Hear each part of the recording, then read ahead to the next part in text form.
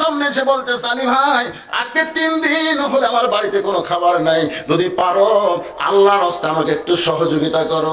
আলীর মনের মধ্যে বড় রাগ হয়ে গেল যে 6টা দিরহাম দিয়া আমার সন্তানের জন্য খাবারের টোপলা হয়ে গেছে, আর এমন সময় ফকির তখন কিছু চাই, আমি কি করব? এমন সময় আল্লাহর কোরআন বলতেছে, আম্মা সাইলা ফালা তানহার, আলী রে সাইলকারীর সঙ্গে খারাপ ব্যবহার করিস না। আলী বলে, ফাতেমা আমি মনে মনে সিদ্ধান্ত নিলাম 6টা দিরহামের মধ্যে 1টা দিরহাম আমি ফকিরকে দিব, আর 5 দিরহামের খাবার নিয়ে আসবো। এই মনে করে 1টা দিরহাম যখন ফকিরকে দিবার চাই, এমন সময় আল্লাহর কোরআন আমার সামনে এসে বলতেছে, ওয়ামা তুনফিকু মিন শাইইন ফি সাবিলিল্লাহি ইউফা ইলাইকুম ওয়া আনতুম লা তুজলামুন। আলী রে তুই যদি ফকিরকে 1টা দিরহাম দেস, আল্লাহ তোকে 10টা দিরহাম দিবে। তুই যদি ফকিরকে 2টা দিরহাম দেস, আল্লাহ তোকে 20টা দিরহাম দিবে। রে আলী তুই যদি ফকিরকে 6টা দিরহাম দান করিস, আল্লাহ দুনিয়াতেই তোকে 60টা দিরহাম দান করে দিবে। আলেম ওলামা সহ আজকের মাহফিলের বক্তাগণকে অন্তরের অন্তঃস্থল থেকে আমি শুভেচ্ছা জ্ঞাপন করছি।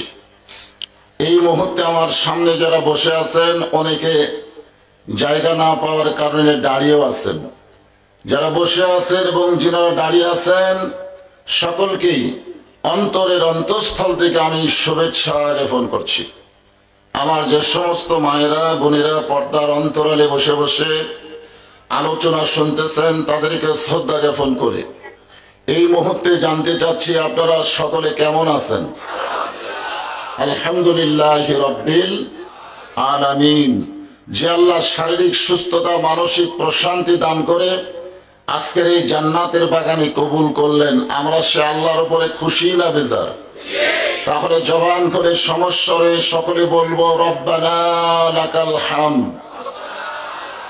হামদান কাসীরান তাইয়িবান মুবারাকান ফীহি।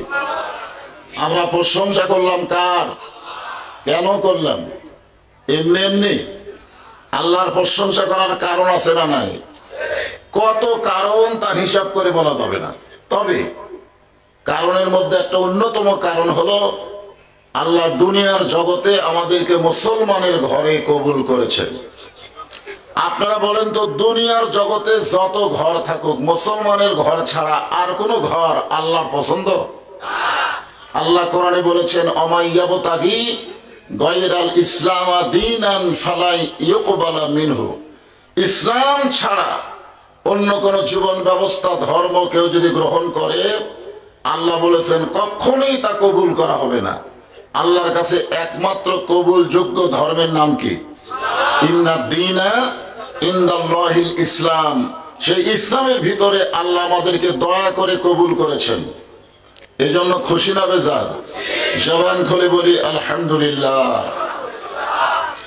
আল্লাহ শুধু আমাদেরকে মুসলমানের ঘরেই কবুল করে নাই, আল্লাহ আমাদেরকে বিশ্ব নবীর উম্মত হিসাবে কবুল করেছেন। আমাদের নবী শুধু বিশ্ব নবী না, আমাদের নবী হলেন বিশ্ব নেতা। ধরে কোন ঠিক কিনা? আজকের এই মাহফিলের সম্মানিত প্রধান অতিথি কিছু কথা বলেছেন, তার মধ্যে আমাদের নবী সম্পর্কে অত্যন্ত গুরুত্বপূর্ণ কথা বলেছেন। আমাদের নবী কি শুধু নবী ছিলেন? আজকে আমাদের মতন বক্তারা যখন রাজনীতি নিয়ে কথা বলে, তখন কিছু কিছু লোক বলে হুজুর আবার রাজনীতি করবে কেন? হুজুরদের জন্য তো রাজনীতি না। অথচ আমাদের নবী 23 বছরের নবতী জিন্দেগির মধ্যে 10 বছর তিনি মদিনার রাষ্ট্রনায়ক ছিলেন। ধরে কোন কথা ঠিক কিনা? আমাদের নবী কিন্তু সব দিক দিয়ে 1 নম্বর, যে দিকে যাবেন কয় নম্বর। তবে আমাদের জন্য খুবই প্লাস পয়েন্ট, আছেন আমার মুখতার, আছেন আমার ব্যারিস্টার, শেষ বিচারের হাইকোর্টেতে তিনি আমায় করবেন পার, আমি পাপী তিনি জামিনদার।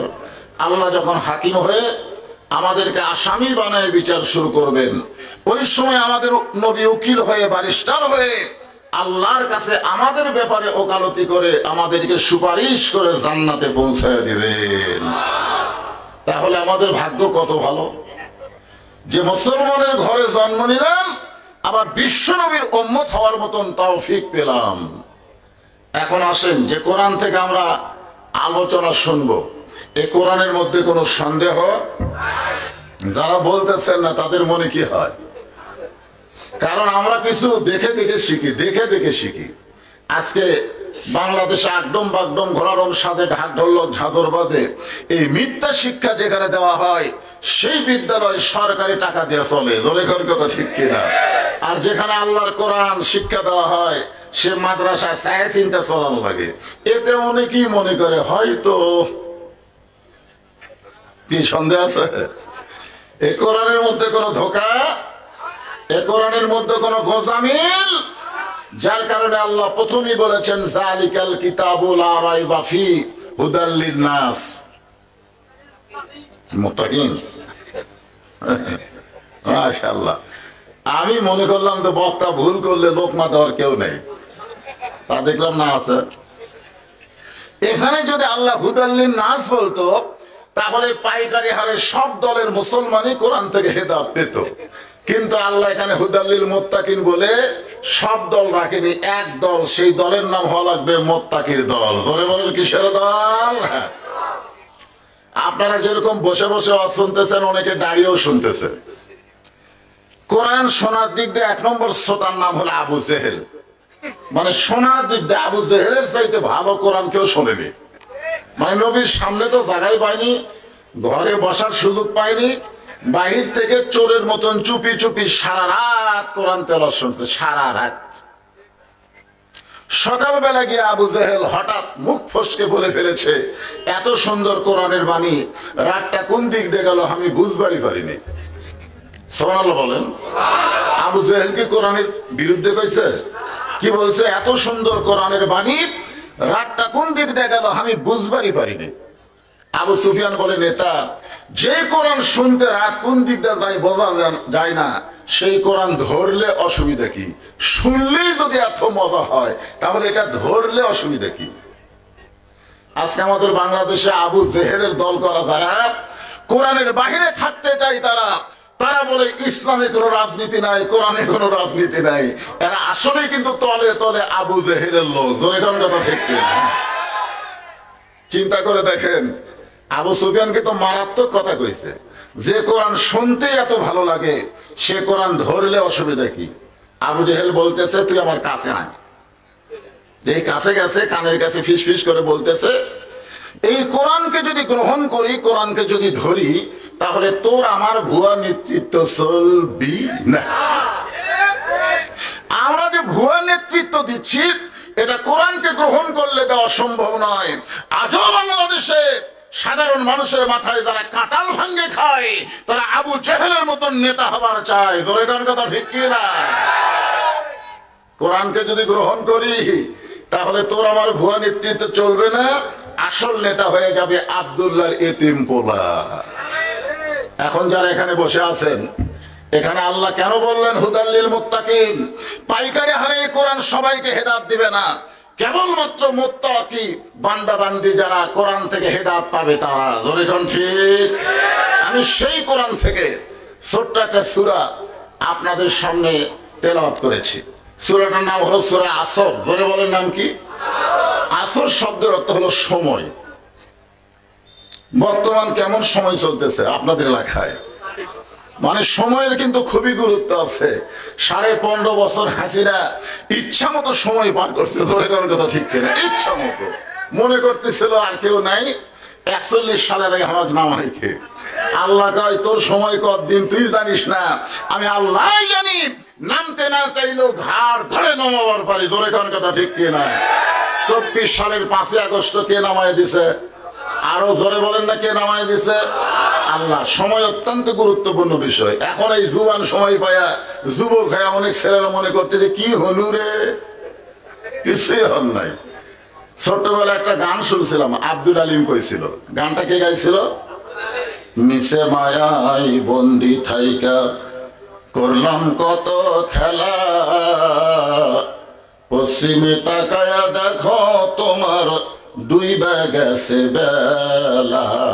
বেলা মানে সময়, বেলা মানে সময়। আমরা যারা এখানে বসে আছি আপনারা বলেন তো, যে সময় আমাদের মাঝ থেকে বিদায় নিল এই সময়কে আর আমরা ফিরে পাবো? প্রত্যেক ধাপে ধাপে আমরা কিন্তু আমাদের হায়াত অতিক্রম করে আমরা মৃত্যুর দিকে হাঁটতেছি। ধরে কোন কথা ঠিক কিনা? এই জন্য আল্লাহ সময়ের কসম করেছে, কারণ বর্তমান সময় আল্লাহ সেই সময়ের কসম। খুব খেয়াল করবেন। ছোট বাচ্চা আমার কাছে নিয়ে মা বলতে, হুজুর সবসময় কান্দে, একটু ফুঁফা দেন তো। তাহলে আয়াতুল কুরসি পড়ে ফু দিলাম। কোরআনের সবচেয়ে গুরুত্বপূর্ণ আয়াত হলো আয়াতুল কুরসি। ফু দিলাম, আর কান্না আরো বেড়ে গেছে। মায়ে তো মন খারাপ করে নিয়ে চলে গেল। কয়েকদিন পরে এসে বলতে, হুজুর ফুঁফা দিয়ে হবে না, একটু পানি পড়া দেন। আমি কোরআনের সবচেয়ে গুরুত্বপূর্ণ সূরা, যে সূরাকে বলা হয় সূরাতুশ শিফা, সূরা ফাতিহা পড়ে ফালাক নাস পড়ে ফু দিলাম, যে পানি খাওয়া মা, দিকে কান্না হয়তো থামবে। পানি খাওয়ানোর পরে মা এসে রাগ করে বলতে, হুজুর বর্তমান সময়ে দোয়া দরুদের কাম নেই, বর্তমান সময়ে দোয়া দরুদের চলবে না, আপনার পানি পড়া খায়া আরো জোরে কান্দে। আমি চিন্তা করলাম তাহলে এই সময় কি হবে। কিছুদিন পরে মায়ের সঙ্গে দেখা হয়ে বললাম, মা তোমার সন্তানের খবর কি? কার কান্দে না? আমি কোন দোয়া দিয়ে কাম হলো? দোয়া লাগে হুজুর, যখনই কান্দে ওর বাপ একটা মোবাইল কিনছে, চালু করে দেয়, আর কান্না থামা যায়। যেই সময় মোবাইল চালু করে বাচ্চার কান্না থামানো লাগে, যেই সময় ছোট বাচ্চা মোবাইল ছাড়া ভাত খায় না, এই সময় অত্যন্ত গুরুত্বপূর্ণ সময়। তবে কোন কথা ঠিক না? প্রত্যেকটা ইয়ং জেনারেশন, যুবক ছেলেদের হাতে একটা করে মোবাইল আছে না নাই? ফিটিস করে আমার সেলফি তুলবার চাই, হুজুর একটা ক্লান্ত। আমি ক্লান্ত হয়ে ওয়াজ করে নামছি গতকাল রাজশাহীতে। 3-4 জন দৌড়ে এসে আমার হাত ধরে আটকাইছে। কি হয়েছে রে বাবা? একটু।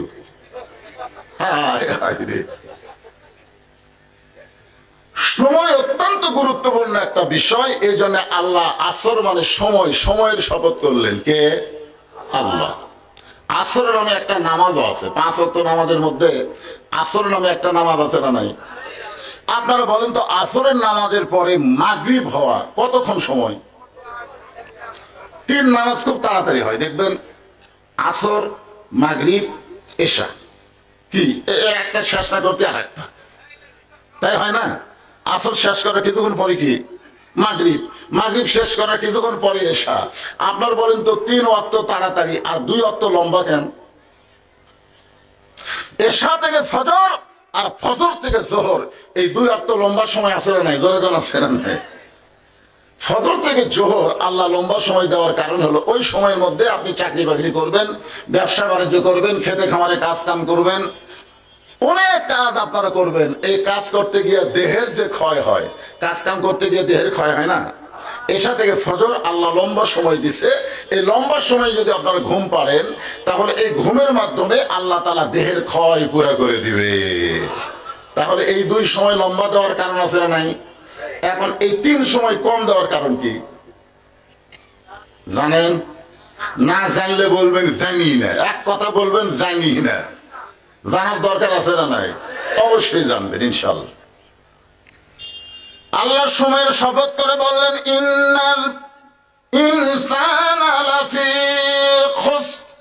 ইন্না মানে নিশ্চয়, ইনসান মানে মানুষ, লাফি মানে ভিতরে, খুসরুন মানে ক্ষতি। একত্রে অর্থ হলো নিশ্চয় মানুষগুলো ক্ষতির ভিতরে। আপনারা বলেন তো, আল্লাহর যত সৃষ্টি আছে তার মধ্যে সবচাইতে শ্রেষ্ঠ সৃষ্টির নাম কি? এখন চাকরি রিটায়ার হয়ে গেছে, চাকরি আর নাই। ওই আল্লাহর কাছে কাঁদতেছে, বলতেছে, আল্লাহ আমি আর জীবনে ঘুষ খাবো না। আল্লাহ আমি 2 কান্দের ফেরেশতাকে আল্লাহ কি করব? যতদিন আর চাকরি আসছিল ঘুষের, ততদিনই কান্দেনি যে চাকরি গাছ আর কান দিচ্ছে। এখন তো ঘুষ খাওয়ার সময় নাই। যখন হাতে চামড়া ঢিল, আল্লাহর সঙ্গে দিছে মিল, সারা জীবন নামাজ পড়বে, বুড়া বয়সে আমাদের 27 গুণ সওয়াবের নামাজ নষ্ট করতেছে। এরকম কিছু চেয়ার পার্টি বুড়ে আছে না নাই? ধরে কোন আছে না? সারা জীবন নামাজ পড়েনি, এখন বুড়া বয়সে আল্লাহর সাথে মিল দেবার গেছে, কিন্তু রুকু সেজদা ঠিক মতো করবার পারে না, চেয়ার হয়ে গেছে। আপনারা বলেন তো, মসজিদে নামাজ পড়লে সওয়াব কম না বেশি? সওয়াব কখন বেশি হবে? একলা একলা নামাজ পড়লে না জামাতের সঙ্গে নামাজ পড়লে? আর জামাতের সঙ্গে নামাজ পড়লে ইচ্ছা মতো দাঁড়ালে হবে না, পায়ের গোড়ালির সঙ্গে গোড়ালি মিল করে দাঁড়ান লাগবে। ধরে কর কথা ঠিক না? যেই বেটা চেয়ারে বসে তার গোড়ালি গুটি, খেয়াল করে দেখবেন, এই যৌবন বয়সে নামাজ পড়েনি, ওই বুড়া বয়সে পেনশন লিবার কাছে এত সহজ না। সরকারি চাকরির পেনশন খাবার গেলে যৌবন আগে সরকারক দেওয়া লাগবে। তোর কোন কথা ঠিক না? তুমি সরকারি চাকরি বোঝো, তুমি আল্লাহর নামাজ বোঝো না। সরকারি চাকরি যেমন গুরুত্ব আছে, নামাজের গুরুত্ব ইমানের কাছে তার চাইতে বেশি। তোর কোন কথা ঠিক না ভাই? এই পুস্কা খবরদার উঠবি না। আপনারা কি মনে করছেন সূরা আসরের ওয়াজ হবে, তাফসীর হবে, মনোযোগ দিয়ে শোনার দরকার আছে না নাই? হ্যাঁ, আমি চিন্তা করে দেখলাম যেখানে আল্লাহ ইবাদতের কথা বলেছেন। হুজুর আপনি সরে থাকলেন, এবারে কাছে আসেন তো দেখি, আপনার কাছে আসেন। যেখানে আল্লাহ ইবাদতের কথা বলেছেন এই কোরআনে আছে। আল্লাহ কোরআনে বললেন, ওয়ামা খালাকতুল জিন্না ওয়াল ইনসা ইল্লা লিয়াবুদুন। মানুষ, জিন এবং মানুষকে আমি আল্লাহ তাআলা ইবাদতের জন্য সৃষ্টি করছি। তাহলে ইবাদতের কথা বলার সময় আল্লাহ জিন ইনসান বললেন, আর ক্ষতির কথা বলার সময় আল্লাহ জিনত বাদ দিলেন। এখানে আল্লাহর বলা দরকার ছিল ওই আয়াত অনুযায়ী, ইন্নাল জিন্না ওয়াল ইনসানা লাফি খুসর, নিশ্চয় জিন এবং ইনসান ক্ষতির ভিতরে।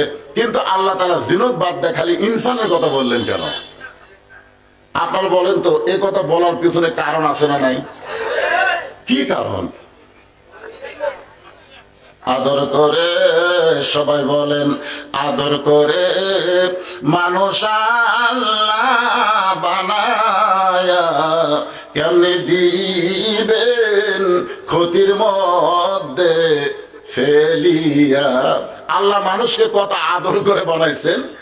সূরা ৩ যদি আপনারা পড়েন, কোন সূরা? দেখবেন আল্লাহকে ৪টা শপথ করছে। কয়টা? ৩, ওয়াজাইতুন ওয়াতুরি সিনিন ওয়াহাযাল বালাদিল আমিন। কয়টা হলো? এরপর আল্লাহ বলতেছেন, লাকাদ খালাকনাল ইনসানা ফি আহসানি তাকবীর। ৪টা শপথ করার পর আল্লাহ বললেন, অবশ্যই মানুষকে আমি সর্বোত্তম আকৃতি দিয়ে সৃষ্টি করেছি। বলেন সুবহানাল্লাহ। সেই মানুষ ক্ষতির মধ্যে পড়ুক, এটা আল্লাহ চায়।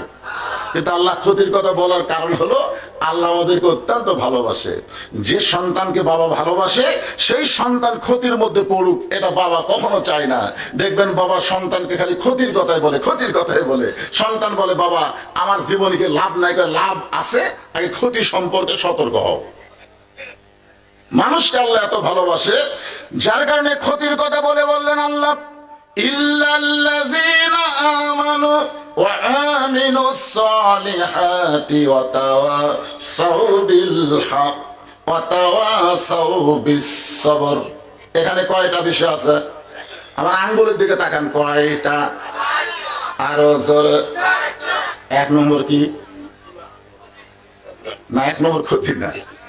ইল্লাল্লাযীনা আমানু, ১ নম্বর হলো ঈমান। এই যে আমার ভাই যেটা বললেন না, যে লা ইলাহা ইল্লাল্লাহ হচ্ছে জিকির, মুহাম্মদ রাসূলুল্লাহ জিকির না। হ্যাঁ, একটা লোক যদি সারা জীবন মুহাম্মদ রাসূলুল্লাহ মুহাম্মদ রাসূলুল্লাহ মুহাম্মদ রাসূলুল্লাহ, ওর আমল নামায় একটা সওয়াব লেখা পড়বে না।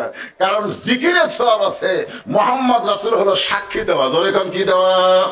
যেটা বললেন, ইমানদারকে ইমান রক্ষা করার জন্য কিছু জিনিস জানা দরকার। কারণ নামাজ ভঙ্গের কারণ আছে না নাই? রোজা ভঙ্গের কারণ আছে না নাই? আপনারা বলেন তো, ইমান ভঙ্গের কারণ কি? একটা লোক 5 ওয়াক্ত নামাজ পড়ে, কিন্তু এক সময় সে বিশ্বাস করে আমার দয়াল বাবার দরবারেতে কেউ ফিরে না খালি হাতে। আপনার বলেন তো, আর ইমান আছে না গাছে? কারণ দয়াল বাবার দরবারেতে কেউ ফিরে না খালি হাতে, এটা হলো শিরক। সেই লোকটা যদি বিশ্বাস করে আমার দয়ার আল্লাহর দরবারেতে কেউ ফিরে না খালি হাতে, আল্লাহ আল্লাহ আল্লাহ, এটা হচ্ছে ঈমান। আর এইটা কি? আমাদের বাংলাদেশে ৯২% মুসলমান, অধিকাংশ মুসলমানের ঈমান নাই। ধরে কোন কি নাই? আল্লাহ কোরআনে বলেন, ومن الناس من يقول آمنا بالله وباليوم الآخر وما هم بمؤمنين। মানুষের মধ্যে এমন কতগুলো মানুষ আছে যারা বলে আমাদের ঈমান আছে, আমরা আল্লাহ পরকালকে বিশ্বাস করি, আল্লাহ বলেছেন তারা মুমিন নয়। আল্লাহ মুমিন নয় বলার পিছনে কারণ কি?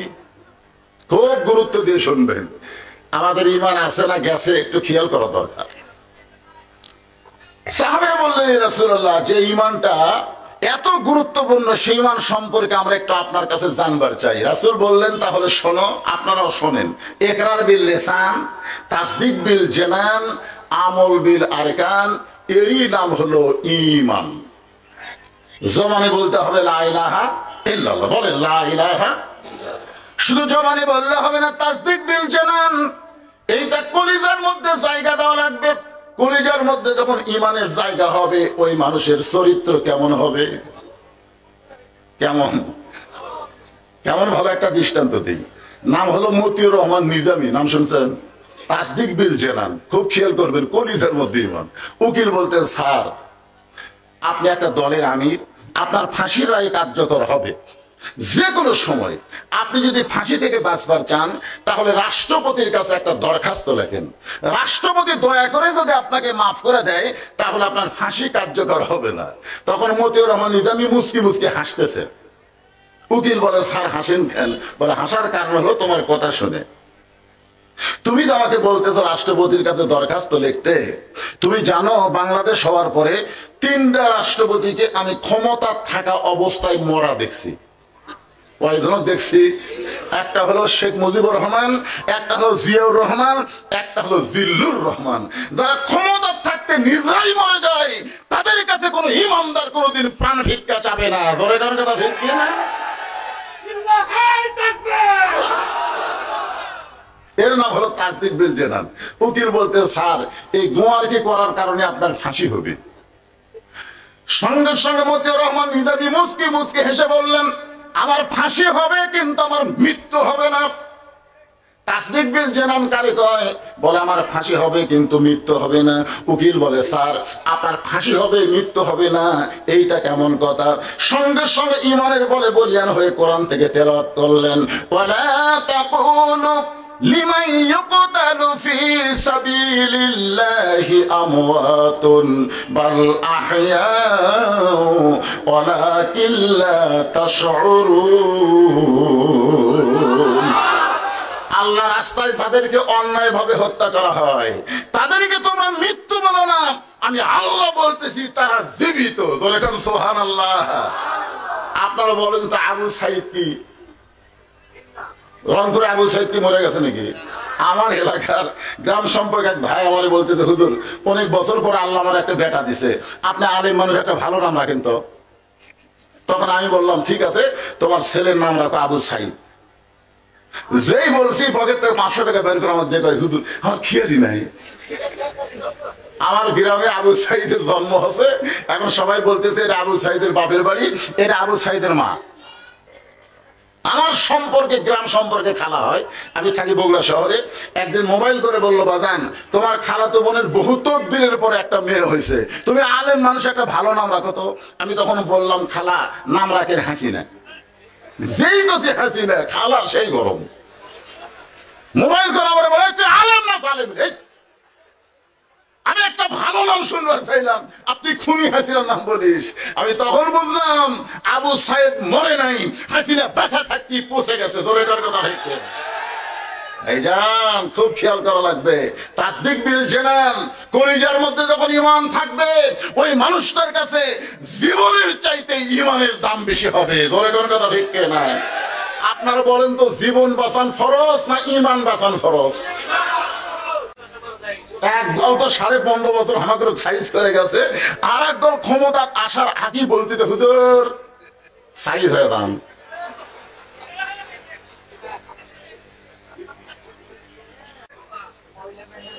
অথচ জানেন দৈনিক ফজরের নামাজের পর আমরা সূরা মুলুক তেলাওয়াত করি। দৈনিক ফজরের নামাজের পরে সূরা মুলুক আমরা তেলাওয়াত করি, সূরা ইয়াসিন তেলাওয়াত করি। সূরা মুলুকের মধ্যে আল্লাহ বললেন, প্রথমে আল্লাহ বললেন, তাবারাকাল্লাযী বিয়াদিহিল মুলকু ওয়া হুয়া আলা কুল্লি শাইইন কাদির। ক্ষমতায় কে ছিল? কথা কয় না। ওয়া হুয়া আলা কুল্লি শাইইন কাদির কি বুঝতেছেন? ক্ষমতা মাত্রই সারা মুশরিক হয়ে যাবে। জোরে কোন কথা ঠিক কি না? ক্ষমতা কাউরে ভাগ দেওয়া যাবে না। বিএনপি যদি ক্ষমতার যাবে কার হাতে? সমস্ত ক্ষমতার মালিক কে? নিজের মধ্যে যখন দুই একজন বললেন কেন? আপনাদের মধ্যে অনেকেই এখানে বসে আছেন, দাঁড়িয়ে আছেন, যারা সব পড়েননি হাত তোলেন, এ কথা আমি বলবো না। আপনার ফজর জোরে কান গ্যারান্টি আছে? এখান থেকে বাড়ি কে যাবেন হাত তুলে বলেন তো? হুজুর আমার বাড়ি যাওয়ার গ্যারান্টি আছে বলেন। তাহলে বাড়ি যাওয়ার গ্যারান্টি যদি না থাকে, ফজর পর্যন্ত বাঁচার তো গ্যারান্টি নাই। আপনি কোন সাহসে মাগরিবের শান নামাজ বাদ দিলেন? ইচ্ছা করে শুধু মাগরিবের শানা জোরসে বলুন। আপনারা কি মনে করতেছেন আমার ওয়াজের বয়স হলো 42 বছর? খালি ওয়াজের বয়সই 42। আমার ওয়াজের রেজাল্ট হলো যে এলাকায় যেই রাত্রে আমি ওয়াজ করি ওই এলাকায় ফজরের নামাজের মুসল্লি কমে যায়। এটা আমার ওয়াজের রেজাল্ট। এক মুয়াজ্জিন আমার ওয়াজ শুনবার গেছিল, ফজরের সময় চেতন পায়নি। যারা ওয়াজ শুনবার যায়নি তারা চেতন পাচ্ছে। চেতন পায় আজান কি আমাকে তার মানে মুয়াজ্জিন আসেনি। চলো তালা না খুললে তো মসজিদে ঢোকা যাবে না, চলো মুয়াজ্জিনের কাছে যাই। ওরা ৫-৭ জন মুয়াজ্জিনের বাইরে ডাকতেছে, মুয়াজ্জিন সাহেব। মুয়াজ্জিন লাফ দিয়ে উঠছে, আজান ওয়াজ শুনবার গেছ না? ওয়াজ শুনবার যে মুয়াজ্জিন কোনোদিন নামাজ হবে না। নামাজ কায়েম করতে গেলে আল্লাহর কোরআনের আইন লাগবে। জোরে কোন কথা ঠিক? আমার মসজিদে এক মুসল্লি ঢুকে দেখি বারবার খালি ঘড়ি দেখতেছে, বারবার। আমি বললাম ভাই কি দেখেন? হুজুর এই 5টা মিনিট সময় যাচ্ছে না হুজুর। আমি কমপক্ষে 10 বার ঘড়ি দেখলাম, ঘড়ি লড়তেছে না হুজুর। নামাজ শেষ করে চা স্টলে যায়, 1-8 ঘন্টা বসে চা খাচ্ছে আর বর্তমান রাজনীতি নিয়ে গল্প করতেছে, একবারও ঘড়ি দেখে না। এরকম মুসল্লি আছে না নাই? জোরেখানে আছে না? 1 নম্বর হলো নামাজ। অনেকেই মনে করতেছে হুজুর আমি না হয় 5 ওয়াক্ত নামাজ পড়ি না, আমি কি জুমার নামাজ পড়ি না? জুমার নামাজিদের কি বলা যায়? এরা কি আসলে নামাজি? আমাদের এলাকায় জুমার নামাজ যারা পড়ে এদের চরিত্র হলো সবার শেষে এসে আগে যায়। আপনাকে এলাকার খবর কি? আপনারা বলেন তো জুমার দিনে জুমার নামাজের ফরজ কি?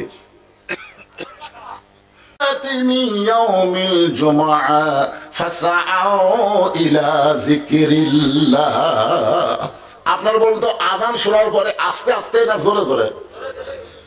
দৌড়ানো না, হাঁটাও না, তার মাঝখানে এভাবে মসজিদে আসতে হবে, কিন্তু সবার শেষে আসে আগে যায়। আমাকে বললো হুজুর আমরা 5 ওয়াক্ত নামাজ পড়তে পারি না। জুমার নামাজ তার কোনো দয়া না থাকলেও আল্লাহর দয়া আছে। লা তাকনাতু মির রাহমাতিল্লাহ, ইন্না আল্লাহর কি দয়া নাই, বক্তার মারবি দৌড়। জান্নাতের দরজা যায় দেখে বিশাল একটা তালা।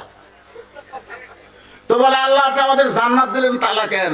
আল্লাহকে খুঁজে দেখ, চাবি তোর কাছে আছে, চাবি খুঁজে পাবি। তালার মধ্যে ঢুকবি ঠিকই, ঘুরবি না। আল্লাহ চাবি তো তালার মধ্যে ঢুকলো কিন্তু ঘোরে না। আল্লাহ বলে তালার মধ্যে 5টা দাগ আছে, তোর চাবির মধ্যে 5টা দাগ থাকা লাগবে। তোর আল্লাহ আমাদের চাবির মধ্যে তো 5টা দাগ নেই। কিসের দাগ? বলে 5 ওয়াক্ত নামাজের দাগ। 5 ওয়াক্ত নামাজের দাগ যদি না থাকে তাহলে জান্নাত দেখে ফেরত আয়। যারা শুধু জুম্মা পড়তেছে তাদের জন্য আল্লাহর দয়া হলো জান্নাত দেখতে দিবি কিন্তু ঢুকতে দিবি না। আপনারা কি জান্নাত দেখে ফেরত আসবেন না ভিতরে ঢুকতে পারছেন? ভিতরে যদি ঢুকতে চান তাহলে নামাজ। ঈমানকে রক্ষা করার জন্য 1 নম্বর গোলামীর নাম হলো নামাজ। নামাজ যদি আপনারা আদায় করেন আল্লাহ দুনিয়াতেই আপনাদের 3টা পুরস্কার দিবে। ধরে বলেন কয়টা? বেহুদা এবং খারাপি কাজ থেকে বাঁচাই দিতে আমাদের যুবকের হাতে যে মোবাইল আছে না, যে মোবাইল আছে না নাই, বাপ মা ঘুমায় গেছে, রাত 11টা বাজে, কি জানলা দরজা বন্ধ করে যখন খারাপ ভিডিও দেখতে গেছে তখন নামাজ বলতেছে পাগলা জানলা দরজা বন্ধ করে তুই দেখতেছিস, বন্ধ করবে। ওরে বাবা রে, কিন্তু যারা নামাজ পড়ে না, যাবতীয় খারাপি বেহুদা কাজ থেকে নামাজ তাকে হেফাজত করবে। 2 নম্বর পুরস্কার, রব্বা হাযাল বাইত আল্লাযী আত'আমাহুম ওয়া আমানাহুম মিন খাউফ। এখানে 2টা পুরস্কারের কথা আছে। ওই ঘরের মালিকের তোমরা গোলামি করো, নামাজ পড়ো, তোমাদেরকে 2টা পুরস্কার দেওয়া হবে। 1 নম্বর পুরস্কার হলো রিজিকের পেরেশানি তোমাদের থাকবে না, বিশ্বাস হবে একমাত্র রিজিকের মালিককে, আরো জোরে আল্লাহ। 2 নম্বর পুরস্কার হলো যাবতীয় ভয় ভীতি থেকে আল্লাহ পুরোপুরি নিরাপত্তা দিবে। 3 দিকে ভারত, একদিকে সাগর, এই চিন্তা করবে না, কারণ ভারতের হাতে কোনো ক্ষমতা নাই, ক্ষমতার মালিক হচ্ছে আমার আল্লাহ। জোরে করে কথা ঠিক না? ভারত কি করবে? একদিন তো কছিল ইউনুস যখন ক্ষমতা তার দেহে অমামিন দাব্বাতিন ফিল আরদি ইল্লা আলাল্লাহি রিজকুহা, রিজিক দেওয়ার মালিককে। তোরা বন্ধ করলে আল্লাহ যদি বন্ধ না করে, আপনারা বলেন তো হাসিনা যাওয়ার পর থেকে ভারত যে খেপা আমাদের উপর খেপছে, বাংলাদেশে কি চিনির দাম আগের চাইতে বাড়িছে? আলুর দাম কি বাড়িছে? পেঁয়াজের দাম কি বাড়িছে? তার মানে ওরা বন্ধ করলেও আল্লাহ বন্ধ করবে না, কারণ রিজিক দেওয়ার মালিককে। ওরা হয়তো বলতেছে, ভারতের মাঝে মধ্যে 2-1টা উগ্রমন্ত্রী আছে, বাংলাদেশ যদি মৌলবাদী হয়, বাংলাদেশ যদি কোরআন দিয়ে চলে, তাহলে আমরা ভারত তাদের আক্রমণ করবো। আরে পাগলা, তোদের গ্রুপ নমরুদ আমাদের জাতির পিতাকে আগুনের চুলার মধ্যে পোড়াবার চাইছিল, কিন্তু আল্লাহ তার আগুনকে শান্তির বাগান বানায় দিয়েছে। মুসলমানের সে আল্লাহ এখন আছে না নাই? বলেছেন আছে না? তোরা বোমা মারবি মার, তোদের বোমা আমাদের বাংলাদেশের মাটির পড়ে মিষ্টি বাঙ্গি তরমুজ হয়ে যাবি। আমাদের ছোট ছোট বাচ্চারা বলবে কে জমির মধ্যে অত বড় তরমুজ পড়ে আছে, ওরা কিন্তু বোমা। ওরা বাড়ির থেকে চাকুলিয়ে যায়, ওই বোমা কাটবি আর খাবি। ওরা দূর থেকে অনুবীক্ষণ দূরবীন যন্ত্র দিয়ে দেখতেছে কে আমাকে বোমা ফোটেনি, আর সেই বোমাটা কাটিয়ে খায়। আমাকে সে আল্লাহ আছে না নাই? জোরে কান আছে না নাই? হ্যাঁ। ও আমানাহুম মিন খাউফ, এই নামাজের কারণে সমস্ত ভয় ভীতি থেকে আল্লাহ পুরোপুরি নিরাপত্তা দিয়ে দিবে। জোরে কান সুবহানাল্লাহ। এখন আপনাদেরকে তো আমার প্রশ্ন হলো, এই নামাজটা কিন্তু পুরুষ মানুষের জন্য, আমিলুস সালিহা, পুরুষ মানুষের জন্য ঈমান রক্ষা করার 1 নম্বর ইবাদতের নাম হলো। আর নারীদের জন্য যে মেয়ের আমার বসে আছে, ওরা কিন্তু খালি চাতক পাখির নাই বসে আছে যে হুজুর আমাকে ওয়াজ কখন করবি না? ও মা, এত কষ্ট করে যারা জায়গা নাও পাওয়ার পরে কষ্ট করে বসে আছেন, আপনাদেরকে ঈমান রক্ষা করার জন্য 1 নম্বর আমলের নাম হলো পর্দা। ধরে বলেন নাম কি? আপনারা বলেন তো, মেয়েদের পর্দা যদি না থাকে কোন ইবাদত আল্লাহর কাছে কবুল হবে? সব দেশে ভাবে পর্দা নাই, নামাজ পড়ে, পর্দা নাই, রোজা করে। আমাদের মায়েদের পর্দার খবর কি বর্তমান সময়ে? বোরকা আছে কিন্তু পর্দা নাই। আমার এলাকার এক ছেলে বুঝছেন স্কিন প্যান্ট পরেছে। স্কিন প্যান্ট পর্যন্ত পুরুষ মানুষের কি সতর ঢাকা কি নাভির উপর থেকে পায়ের টাকনো পর্যন্ত, টাকনোর উপর পর্যন্ত, সামনে এরকম টোপলা লাগাল দেখা যায়, পিছনে কামরাঙ্গার দাগ। এখন আপনি বলেন তো, এই পোশাক পরে কি পোশাক পরিছে না ন্যাংটা হয়ে আছে? আজকে আমাদের কতগুলো মায়েরা বোরকা পরে, কিন্তু বোরকা পরার পরেও বাহির থেকে সব কিছু বোঝা যায়। এটার নাম পর্দা না। বোরকা হতে পারে কিন্তু এটা পর্দা না। এখন পর্দাটা কি? আমার মায়েরা যারা পর্দার অন্তরে বসে আছেন, মনোযোগ দিয়ে শোনেন। আল্লাহ কোরআনে বললেন, অকরনা ফি বুয়ুতিকুন্না ওয়ালা তাবাররাজনা তাবাররুজাল জাহিলিয়াতিল উলা। আল্লাহু আকবার। নেক আমল হলো নামাজ। আর নারীদের জন্য 1 নম্বর নেক আমলের নাম কি? রাসূল কি চমকে গেলেন, কি তোমার বাবা বিশ্ব নবী? তোমার কি কখনো বাবা শ্রেষ্ঠ নবী, এই কারণে আল্লাহ তোমাকে জান্নাত দিবে, এ কথা কি তোমার কখনো মনে হয়? ফাতিমা বলতেছেন, বাবা কম কি সবসময় মনে হয় যে আল্লাহ আমার বাবাকে বিশ্ব নবী বানাইছে, আর বিশ্ব নবীর মেয়ে হওয়ার কারণে আল্লাহ আমাকে জান্নাত দিবে। রাসূল বলেন, ফাতিমা খবরদার এইরকম চিন্তা করো না। জান্নাতে যদি যাবার চাও, তাহলে জান্নাতের আমল করে তোমাকে জান্নাতে যেতে হবে। সঙ্গে সঙ্গে ফাতেমা বললেন, বাবা মেয়েদের জন্য জান্নাতের আমল কি আপনি আমাদের বলে দেন। রাসূল বলেন, ফাতেমা মেয়েদের জন্য জান্নাতে যাওয়ার আমল হলো মাত্র 4টা। ধরে বলেন কয়টা?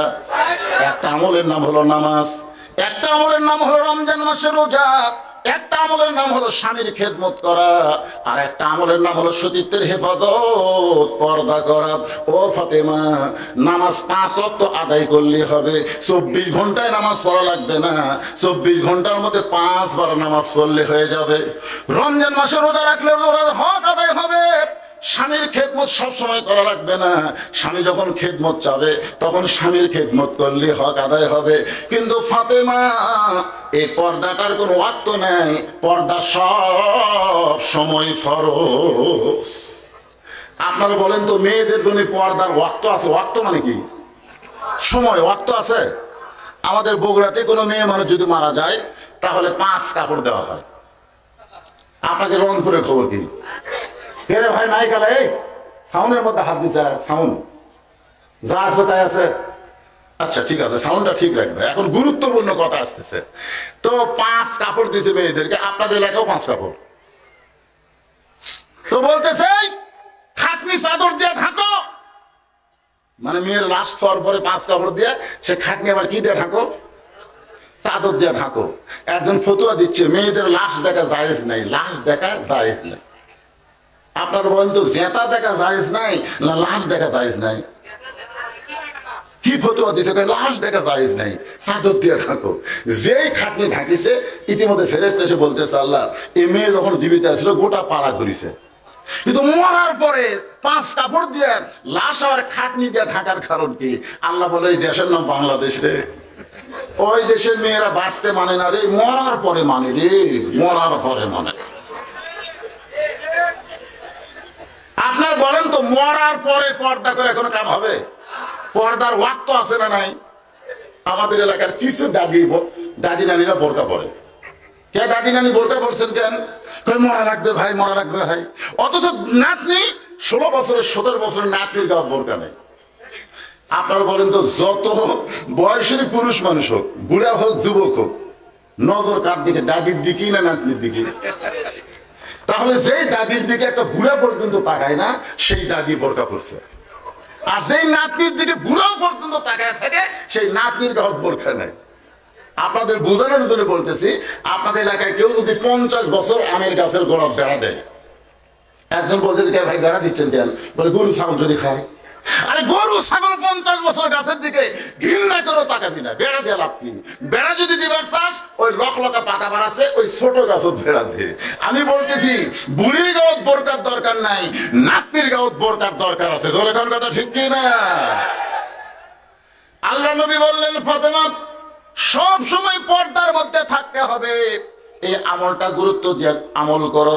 সঙ্গে সঙ্গে ফাতেমার কাছে একটা ওন্না ছিল, আমার দিকে তাকান। এই ওন্নাটা ফাতেমা মাথার উপর দিয়ে বললেন, বাবা, এই মুহূর্ত থেকে আমি পর্দার মধ্যে ঢুকে গেলাম, এই মুহূর্ত থেকে আমি পর্দার মধ্যে ঢুকে গেলাম। ফাতেমা পর্দার মধ্যে ঢোকার কারণে কিছুদিন পরে আল্লাহ তার নবীকে জানাইলো, ওগো নবী, আপনার মেয়ে পর্দা নিশে হওয়ার কারণে আমি আল্লাহ তাকে এত ভালোবেসে, আমি আল্লাহ তাকে জান্নাতি নারীদের নেত্রী ঘোষণা করছি। সুবহানাল্লাহ কন্যা কেন ভাইজান? নবী এই খবর ফাতেমার কাছে যেই দিয়েছে যে, ফাতেমা, তোমার পর্দা আল্লাহ কবুল করছে, ফাতেমা তো সেই খুশি। ফাতেমা, তুমি জানো আল্লাহ তোমাকে নারীদের নেত্রী বানাচ্ছে জান্নাতে। কি কর, খুশি না বেজার? হ্যাঁ, কি কয়? সর্দার হয়, সর্দারই তো। সাইদাতুন নিসা মানে কি? জান্নাতে নারীদের নেত্রী। এই কথা বলে নবী চলে যাচ্ছেন, ফাতেমাও খুশি, নবীও খুশি। কিছুদিন নবী যাওয়ার পরে আল্লাহ জানাইলেন, নবী গো, আপনার মেয়েকে আমি জান্নাতে নারীদের নেত্রী ঘোষণা করেছি, কিন্তু আপনার ফাতেমার আগেও একটা মেয়ে জান্নাতে যাবে।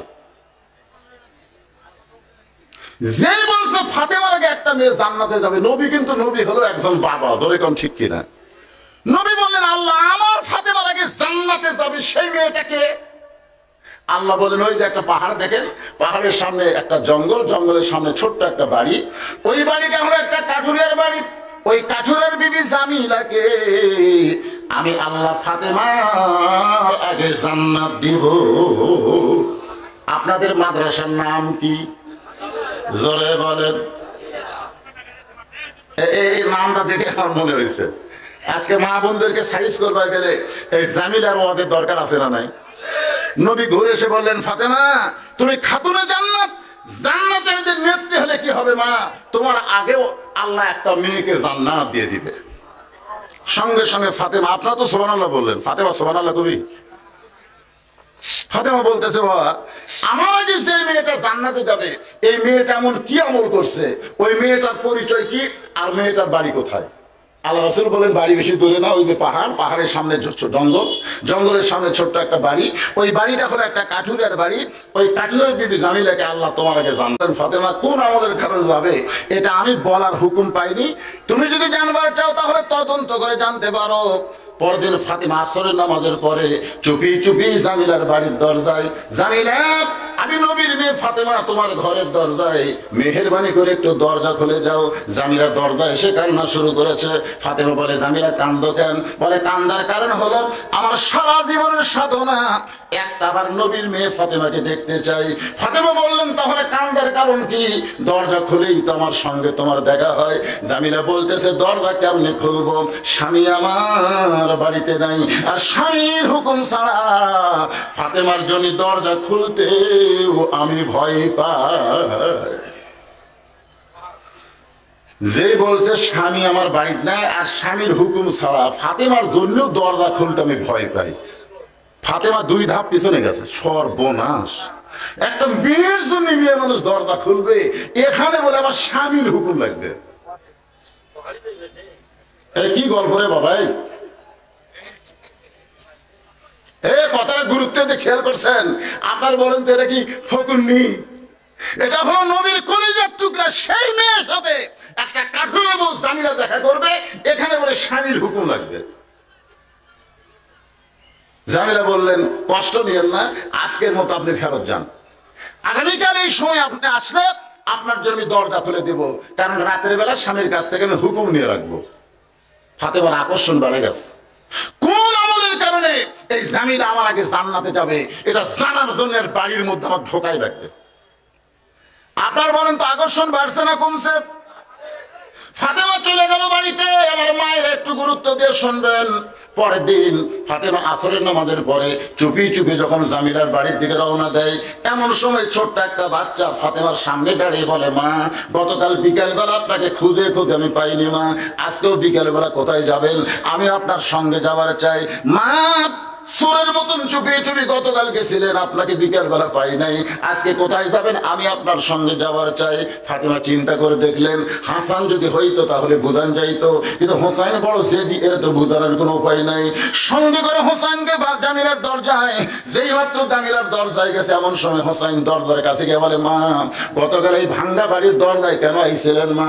এই বাড়িতে এমন কি আছে যা আমার মা এই বাড়ির দরজায় আসে? এই বাড়িতে এমন কি আছে মা? এ কথা কয়েকবার হোসেন বলার পরে ফাতেমা দরজায় গিয়ে বলে, জামিলা তুমি কি আমার জন্য দরজা খুলবা না? জামিলা বলতেছে, 1 ঘন্টা হলে দাঁড়িয়ে আছি, 1 ঘন্টা হলে দাঁড়িয়ে আছি, আপনি আসা মাত্রই দরজা খুলে দেবো। ফাতেমা বলতেছেন, তাহলে দরজা খোলো। জামিলা বলতেছে, কে জানো মা মা বলে চিৎকার দিল। ওই বাচ্চারই নিয়ে যদি ঢুকতে চান তাহলে আজকের মতো ফেরত যান, কারণ আমার স্বামী শুধু আপনার ব্যাপারে অনুমতি দিছে, আপনি একটা বাচ্চা নিয়ে আসবেন, ওই বাচ্চার ব্যাপারে তো অনুমতি দেয়নি। সঙ্গে সঙ্গে হোসেন বলতেছেন, মা এই মেয়েটা অত্যন্ত খারাপ, আমার মতন ছোট্ট একটা বাচ্চা আপনার সঙ্গে আছে, আর এই কারণে যে মেয়েটা দরজা খুলবে না, এই মেয়েটা অত্যন্ত খারাপ। সঙ্গে সঙ্গে ফাতেমা হোসেনকে বুকের মধ্যে নিয়ে কপালে একটা চুমা দেয়, বলে, হাসান তুমি যে মেয়েটারে খারাপ বলতেছ, তোমার নানা বলেছে এই মেয়েটা তোমার মায়ের আগে জান্নাতে যাবে। তুমি যে মেয়েটাকে খারাপ বলতেছ, তোমার নানা কি কইছে? নানা এই মেয়েটা তোমার মায়ের আগে জান্নাতে যাবে। সঙ্গে সঙ্গে হোসেন বলতেছে, মা তাহলে ওয়াজাগাত ঘুরে কোনো লাভ নাই, ওয়াজাতা আক্রোশী ঘুরে কোনো কথা কয় না, অজাতা ভণ্ডপীরের আস্তানা যাওয়ার কোনো দরকার, আমরা অজাতা ঘোরাফেরা করি। আপনারা জানেন এটা হলো 68 সালে, 1968 সালে আব্দুল আলিম আপনাকে পার্শ্ববর্তী জেলা দিনাজপুর, এটা কি রংপুর, এই পার্শ্ববর্তী দিনাজপুর, এই দিনাজপুরের জেলা স্কুল ময়দানে একটা গান গাইছিল, মনে বড় আশা ছিল আমি যাব মদিনায়। এই গানটা যেই গাইছে সেই সময়কার যারা আলেম ছিল তারা বাধা দিচ্ছে, আব্দুল আলিম ভাই আপনি মূর্খ, এই কারণে আপনি ভুল গান গাচ্ছেন। আব্দুল আলিম বলতেছে ভাই আমি আসলে মূর্খ, তাহলে সহি গান কি হবে? তখন আলিমরা বলতেছে মনে হে বড় আশা ছিল যাব মক্কা মদিনায়। আপনি মক্কা বাদ দেখালি মদিনার কথা কন। আপনি জানেন মক্কায় আল্লাহর ঘর, মদিনায় রাসূলের রওজা, মক্কায় হেরেমের মধ্যে 1 রাকাত নামাজ পড়লে 1,00,000 রাকাত নামাজের সওয়াব। আপনি সেই মক্কা বাদ দেখালি মদিনার গান গান। আব্দুল আলিম বলতেছে আমার গানটা যদি ভুল হয় তাহলে আল্লাহর কোরআন শোনেন। কুল হে রাসূল আপনি বলেন ইন কুনতুম তুহিব্বুনাল্লাহ ফাত্তাবিউনি ইউহিব্বুকুমুল্লাহ। কেউ যদি আল্লাহকে পাবার চায় রাসূলকে ইত্তেবা করা লাগবে। নবীকে যারা ইত্তেবা করবে অনুসরণ করবে শুধু আল্লাহ পাবে না, আল্লাহ তার জীবনের সমস্ত গুনাহ মাফ করে দিবে। আব্দুল আলিম বললেন ওই মদিনার মানুষটাকে, যেই মদিনায় আমি যাবার জন্য কাঁদতেছি, ওই মদিনার মানুষটাকে কেউ যদি কলিজার মধ্যে জায়গা দিবার পারো, ওই মদিনার মানুষটার সুন্নত আদর্শ যদি আমল করো, তাহলে শুধু মক্কা নয় মক্কার মালিক আল্লাহ পর্যন্ত তোমার উপর রাজি হয়ে যায়। এখন আপনাদের কাছে আমার প্রশ্ন হলো মক্কা দামি না মদিনা দামি? কথা কয় না, এ 2-1 জন বাদ দিচ্ছেন কেন? মক্কা না মদিনা? আরো জোরে জোরসে বলুন। তার প্রমাণ হলো মক্কা বিজয়। মক্কা যখন বিজয় হলো তখন আল্লাহ নবী কাবা ঘর তাওয়াফ করতে করতে একসময় করলেন অন্ধ হয়ে কাবা তাওয়াফ করা যাবে না, কাবার যখন দরজা আছে তাহলে দরজা খোলা হোক। যেই মাত্র দরজা খুলেছে কাবার ভিতরে 360টা মূর্তি। কয়টা? ওমর ফারুক বলতেছে ইয়া রাসূলুল্লাহ এতদিন মদিনা থেকে যে কাবার দিকে মুখ করে নামাজ পড়লাম সে কাবার ঘরের মধ্যে মূর্তি। আল্লাহ রাসূল বললো ওমর কি বলবো চাও? বলে ঘর আল্লাহর আর মূর্তি ঢুকলো সেই ঘরে, আল্লাহ কি করলো? আপনাদের কি মনে হয় বাংলাদেশে শেখ মুজিবের যতগুলো মূর্তি ছিল এই মূর্তি যখন বানালো আল্লাহ কি করলো? আল্লাহ তো কিছুই করেনি রে। কিন্তু 5ই আগস্ট যখন দেশ স্বাধীন হলো 6 আগস্টের খবর কি?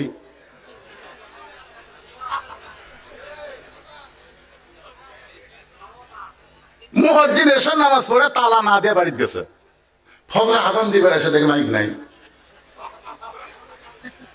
মুয়াজ্জিন বলতেছে আল্লাহর ঘরে তার মাইক কে দিল রে? জনগণ বলে যতই চিল্লে তালা দিস না কেন? একজন নেতা বুঝলেন মাথা টুপি দিয়ে ওর মুখে কয় আমরা মদিনার ইসলাম মানি, অথচ হেফাজতে ইসলামকে পছন্দ করে না। আল্লাহ নবী বলেন ওমর ঘর আল্লাহর হতে পারে কিন্তু এই ঘরের কাছে আল্লাহ না থাকলে কাফেররা মূর্তি ঢুকাবে। এই কারণে আমরা যখন এসেছি আর মূর্তি থাকবে না। এখান থেকে প্রমাণ হলো নবী যাবে যেখানে ইসলামও থাকবে সেখানে। ধরে কোন কথা ঠিক কিনা? আমাদের সঙ্গে নবী আছে না নাই? এটা কার? জোরে করে এটা কার? এটা কার? মনে হে বড় আশা ছিল আমি যাব মদিনায়। হোসাইন বলতেছে মা ও জায়গা ঘুরে কোনো লাভ নাই, চলো তোমাকে আসল জায়গায় নিয়ে যাই। ছোট্ট হোসাইন মায়ের হাতটা ধরে টেনে টেনে নিয়ে আইছে আল্লাহর নবীর কাছে। কার কাছে? ফাতেমা বলতেছেন বাবা আমার কোনো দোষ নাই, আমার কোনো দোষ নাই। একদিন গেছি স্বামীর হুকুম পাইনি বলে জামিলা দরজা খোলেনি। আমি দ্বিতীয় দিন গেছি এই হোসাইন সাথে থাকার কারণে দরজা খোলেনি। আমি দরকার হলে আরো 10 দিন যাবো। কোন আমল করার কারণে জামিলা আমার আগে জান্নাতে যাবে আমি ফাতেমা জানবই, কিন্তু এই হোসাইন আমার সর্বনাশ করছে। এই হোসাইন হাত ধরে আপনার কাছে নিয়ে আইছে, এখানে আমার কোনো দোষ নাই। হোসাইন মায়ের হাত ছাড়া দিয়ে আল্লাহ নবীর হাত ধরে বলতেছে না না ও না না আমার মাকে তুমি একটা কাঠুরের বইয়ের কাছে পাঠাও। তুমি আমার মাকে চিনো? যে বলছে তুমি আমার মাকে চিনো সঙ্গে সঙ্গে নবীর চোখ দিয়ে দর দর করে পানি পড়তেছে। হোসেন বলে না না আপনার মা আমিনা জান্নাত পাবে কি পাবে না সেই গ্যারান্টি আপনি নবী দেবার পারবেন না।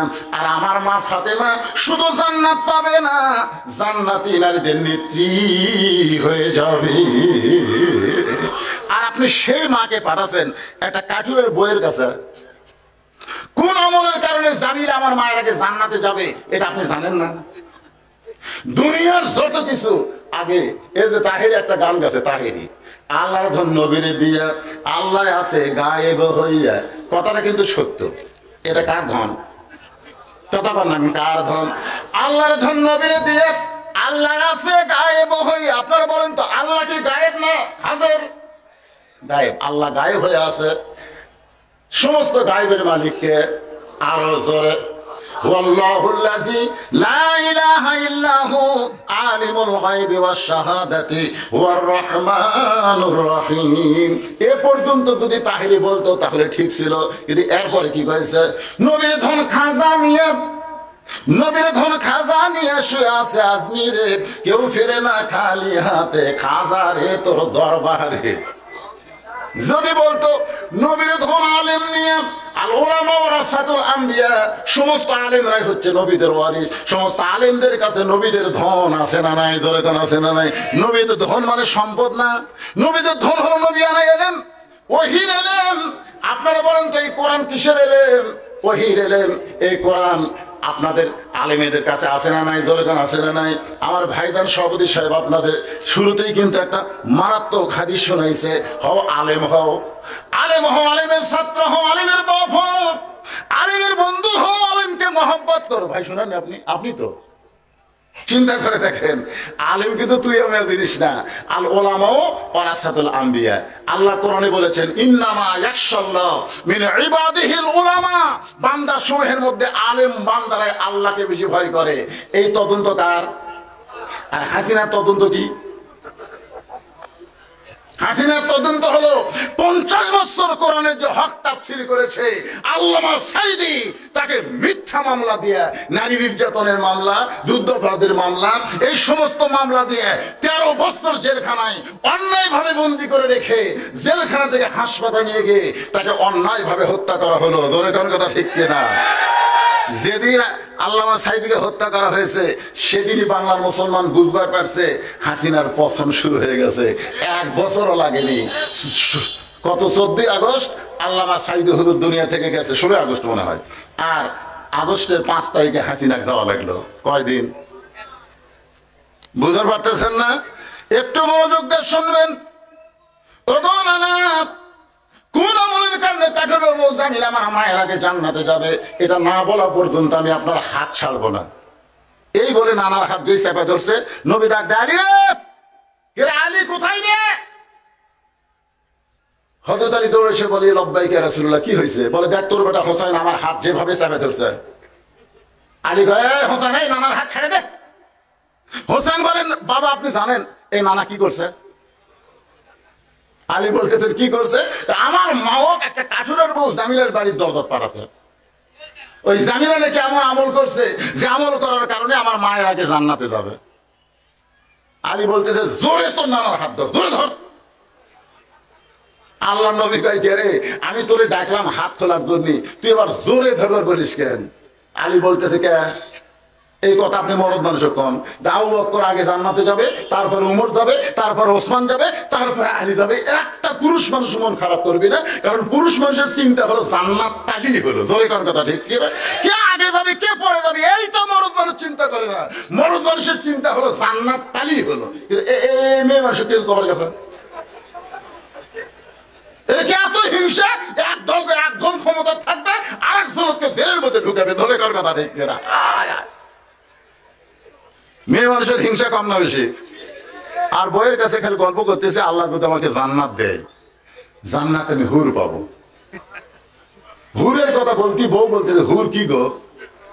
হুর হলো সুন্দরী, চোখ এরকম হবে, নাকের সাইজ এরকম হবে, আর নিচে আমি নাম্বারই পারিনি। চোখ আর নাকের কথা বলতি, বউ বকলের মধ্যে বাইলুসলে বাইরে হয়ে যাচ্ছে। আমি বললাম কোথায় যাও? বলে হুর নিয়ে থাকে, আমার কি দরকার? আমি সেই দিন কান ধরে তওবা করছি, মেয়ে মানুষ এত হিংসুক যে এদের কাছে হুরের গল্প করার সুযোগ নাই। ধরে কোন কথা ঠিক কিনা? নবী বলেন, আলী আজকে তোকে বলার হুকুম দিলাম, কোন আমলের কারণে কাঠের বউ জামিলা ফাতেমার আগে জান্নাতে যাবে, আমি তোকে বলার হুকুম দিয়ে দিলাম। আলী বলতেছে, রাসূলুল্লাহ আপনি কিন্তু একদিন নিষেধ করেছিলেন। রাসূল বললেন, আজকে বলার হুকুম দিয়ে দিলাম।